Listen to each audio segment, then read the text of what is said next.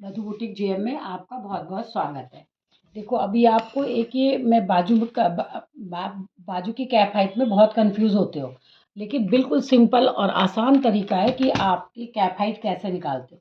इसका चेस्ट है 34, इसका चेस्ट है 34। अब देखो यहाँ से मैं ये करूँगी, यहाँ से ये 30 और 4 34 डिवाइडेड 12 इक्वल टू देखो कितना आया, 2, ये आया 3.3 आया है ना। तो अब 3 आया था ना, तो यहाँ पर क्या कर दूंगी मैं, ये देखो 3.5। जो हमारी ब्रेस्ट की दूरी निकालते हैं ना, ब्रेस्ट का पॉइंट निकालते हैं, पॉइंट टू पॉइंट निकालते हैं, वही हमारी यहाँ पे सेम कैप हाइट होती है। मोस्टली यही आता है, जो मेरा एक्सपीरियंस कहता है कि वो यही आता है। और निकालने का भी तरीका कैप हाइट ऐसे है, जितनी आए, जैसे अब मैंने इसको 34 को डिवाइड करा तो कितना आया देखो आप, 2.8 पॉइंट समथिंग, यानी 2.9 आया। 2.9 आया था यानी 3 आया, तो 3 में मैंने आधा इंच प्लस कर दिया, तो ये देखो यहाँ पर ये इसकी कैप हाइट निकल आई। अब यहाँ से 5 के टेबल में 34 इसका चेस्ट है, तो 5 देखो, 5 है, 5 छक 30, 5 सत्ते 35 है ना। तो ये आ गया देखो, 5 छक 30, 31 32 33 34। तो 34 मेरा यहाँ आया, यहाँ से मैंने आधा इंच कम कर लिया। आधा इंच कम, यहाँ से आधा इंच कम करना पड़ेगा, क्योंकि ये एक यहाँ पर ये आधा, क्योंकि ये ब्लाउज की बाह बना रहे हैं ना, ब्लाउज में प्लेट आएगी, तो प्लेट में ये आर्मोल कम हो जाएंगे। अब देखो ये नापना मैंने आपको सिखा रखा है कि यहाँ से, अब इसका 34 चेस्ट है, तो इसकी मैं 1.5 इंच रखूंगी। यहाँ से इसकी दूरी 1.5 इंच रखूंगी। 1.5 इंच रख करके, और देखो आप, ये यहाँ पे मैंने ये सीधी स्केल से एक लाइन बना ली, सीधी स्केल से लाइन बना ली, और इसको आधा इंच अंदर, जो निशान लगाना है हमको आधा इंच अंदर लगाना है। तो यहाँ से कितना है, यहाँ से ये 6 है, तो इसकी कितनी निकलेगा, मिडिल पार्ट 3 निकलेगा। 3 से ये आधा इंच ऊपर, ये आधा इंच ऊपर हो गया। और यहाँ से बीच से इसको भी मिडिल निकालूंगी, इसका भी मिडिल निकाल के, ये देखो ये मिडिल इसका नीचे आया, इसमें निशान ऊपर जाना है, इसमें नीचे जाना है। ठीक है, अब आपको ये वाला निशान, जो ये निशान है, यहाँ से देखो कितना, ये धीरे धीरे आप देखो कैप, यहाँ से एक, ये जो निशान होता है ना ये वाला, यहाँ से एक गोलाई दी जाती है, यहीं से गोलाई देते हैं। इस निशान पे नोक नहीं होती, ये गोलाई होती है। गोलाई को लेकर के आपने ये देखो ये यहाँ पे मिला दिया। अब मेरे को यहाँ से इस निशान से कोई मतलब नहीं है, ये इस निशान को मुझे इस वाले पे, जो मैंने आधा इंच अंदर किया ना, वहां पे जाना है। देखो ये आ गया, ये देखो ये बैक का निशान आ गया, ये बैक का निशान आ गया। अब बैक का जो निशान है मैंने लगाया, ये वाला निशान लगाया ना, इससे अब आधा इंच अंदर, यहाँ से आधा इंच आगे आ जाओ। अब देखो आगे का निशान के लिए मैं इस वाले लाइन को 1/4 इंच नीचे जाऊंगी, यहाँ से आधा इंच तो है ही है, ये जाएगा, और इसके बीच में ये वाला निशान, तो यहाँ पे इसके बीच में ये निशान, यहाँ से आपको यहाँ से उठाना है, ये देखो यहाँ से उठा के, और ये कपड़े को आपको निकालना है। ये देखो कितना आसान, इजी हो गया ना ये। आधा इंच यहाँ से जो नीचे गई थी, और यहाँ से आधा इंच ऊपर आ गए इस लाइन को टच करने के लिए।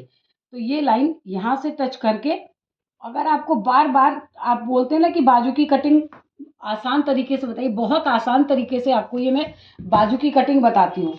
अब ये देखो जैसे क्या था, ये 10 इंच 11 इंच लंबी बाजू थी, 11.5 रखा। इसकी मोहरी 9 है, ये 9 रखा। कल मैंने एक सब्यसाची ब्लाउज काटा था, तो उसकी बाह आज मैं बता रही हूँ। सब्यसाची में मैंने ये मार्जिन 3 इंच का रखा था, ये मार्जिन 3 इंच का है, तो मैं यहाँ बाजू में भी 3 इंच का मार्जिन रखूंगी, ये बाजू में भी 3 इंच का मार्जिन रखूंगी।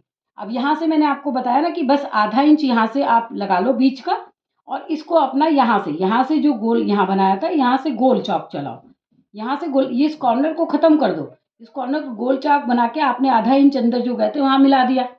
अब आधा इंच यहाँ पे एक निशान हमारा, इन दोनों के बीच में मेरा आधा निशान एक और लगाया था मैंने, बिल्कुल 0.25 का। और यहाँ से जो ये निशान था, जो मैंने ये निशान लगाया, उससे मैं थोड़ा सा ऊपर आधा इंच अंदर आ गई। अब देखो गोल चौक चलाने का, यहाँ से लेके ये मिला दिया, तो देखो आप कितनी सुंदर इसकी जितनी सुंदर आप बाजू काटोगे उतनी सुंदर वो चढ़ के आएगी। ये मैंने काट दिया इसका बैक।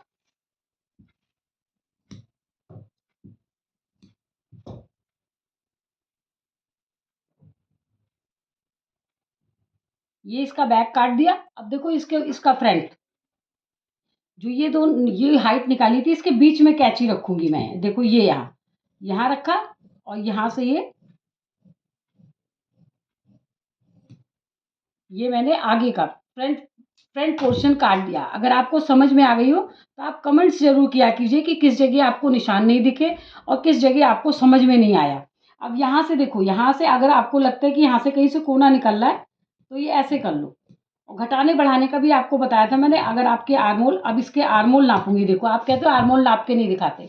देखो इसके आर्मोल आपको दिख रहे होंगे, तो ये 16 है।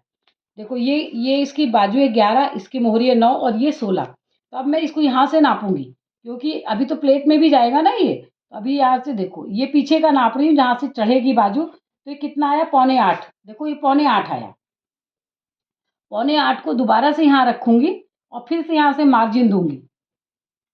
देखो ये 15.5, 15.5 आया ना। तो अब इसको की बाजू आनी चाहिए 16, यानी कि मैंने इसकी बाजू यही ली होगी मैंने 15.5, लेकिन 15.5 होता है तो 16 कर देती हूँ। जब ये खुल के ऐसे चढ़ेगी चढ़ेगी तो ये पूरी बाजू मेरी बिल्कुल कंप्लीट आएगी। उसके चेस्ट पे ये बाजू कंप्लीट आएगी। और नहीं आएगी तो मैंने आपको बताया कि आप जैसे नाप लिया मैंने।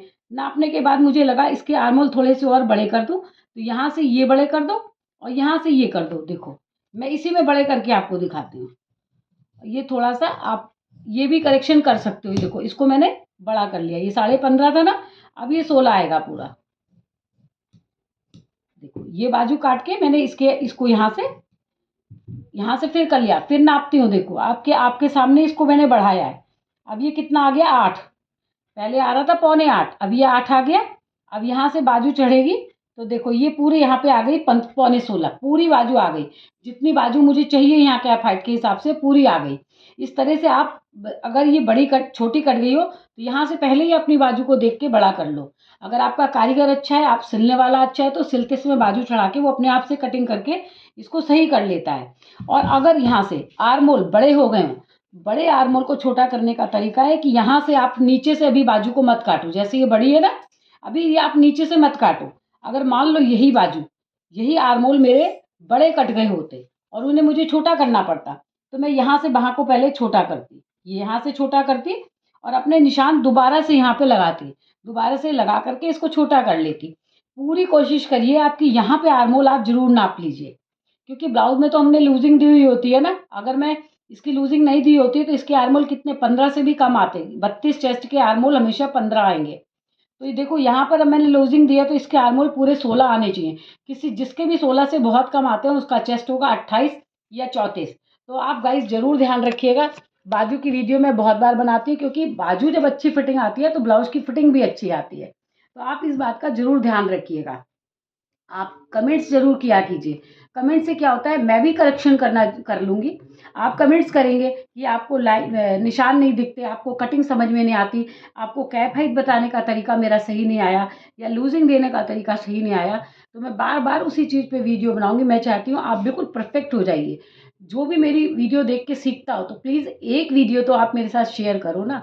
मेरा व्हाट्सएप नंबर मैं मोस्टली किसी न किसी वीडियो में डाल के रखती हूँ, व्हाट्सएप पे हो, जिससे मैं कि मुझे भी तो पता चले कि मेरी कटिंग देख के आपने कितना सुंदर कितना सुंदर सूट बनाया या ब्लाउज बनाया।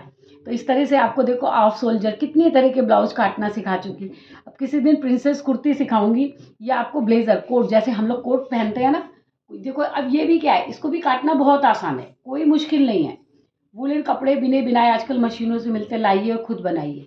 इसी तरह गर्म कपड़े होते हैं, जैसे लोई हो गई, शॉल हो गए, उनसे आप ब्लेज़र बनाना सीख लीजिए। थोड़ा नया लुक आता है पहन करके, तो कोई दिक्कत नहीं है। जैसे हम कॉलर वाले सूट काटते हैं ना, ब्लेज़र वैसे ही कटता है। ब्लेज़र में क्या होता है, 1-1 इंच की लूजिंग देते हैं, क्योंकि ब्लेज़र में बिल्कुल स्ट्रेट होता है। और जो लोग ऐसे, अगर आप यहाँ से सोचते हो कि कमर से थोड़ा ब्लेज़र फिट आए, तो यहाँ पे क्या होता है, थोड़ी सी प्लेटें डालनी चाहिए। ब्लेज़र को लेडीज स्टाइल में, जैसे चोली अलग बना ली और प्लेट्स अलग डाल के ब्लेज़र बना लिया, ऐसे भी बना सकते हो। अब ब्लेज़र भी आप अपने डिज़ाइन के, आप किसी को फॉलो क्यों करो, आपको जो पसंद है वो काटिए और बनाइए।